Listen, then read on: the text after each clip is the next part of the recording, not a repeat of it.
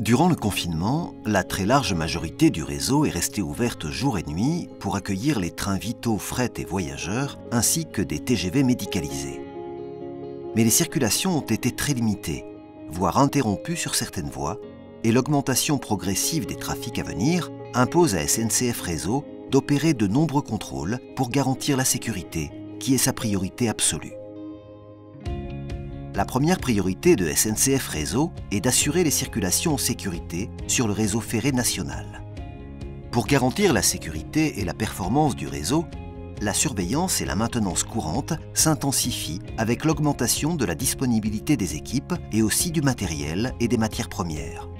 Ces opérations comprennent notamment les tournées de surveillance de l'infrastructure et des installations, la mesure de la performance de l'infrastructure via des matériels adaptés tels que la rame Iris 320 qui surveille les lignes à grande vitesse et les engins surveille pour le réseau classique.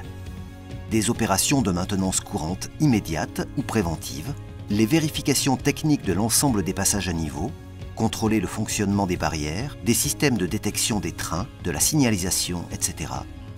Le traitement de la végétation, particulièrement durant le printemps, et la préparation du réseau à la saison chaude. Sur les voies où les circulations ont été interrompues trop longtemps, il est nécessaire de s'assurer du bon fonctionnement des installations avant la reprise du trafic. Pour cela, SNCF Réseau fait circuler des trains sans voyageurs à vitesse réduite. Cela permet notamment de s'assurer qu'aucun obstacle n'encombre les voies et que les installations fonctionnent normalement. Il s'agit ensuite de poursuivre ou reprendre les chantiers qui contribuent directement à la continuité du réseau. Pendant les mois de février et mars, plusieurs événements sur des ouvrages en terre ont interrompu les circulations sur des axes importants pour la continuité du réseau. Il s'agit principalement des chantiers du talus de Sèvres, du remblai de Nouan sur l'axe Polt et de l'effondrement du talus de la LGV Est. Ces opérations ont repris la semaine du 6 avril et sont adaptées avec des rendements nettement diminués pour permettre un strict respect des gestes barrières. Ensuite, la reprise progressive des chantiers de régénération ou de développement est étudiée au cas par cas dans le respect des règles sanitaires et en fonction de la disponibilité des agents de SNCF Réseau et de ses entreprises partenaires.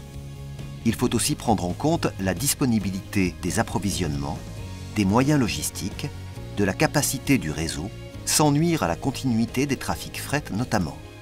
Toutes ces opérations sont réalisées grâce à la mobilisation totale des agents disponibles dans le respect des gestes barrières, et ainsi rendre possible le redémarrage effectif des grands chantiers de régénération et d'investissement comme le projet EOL.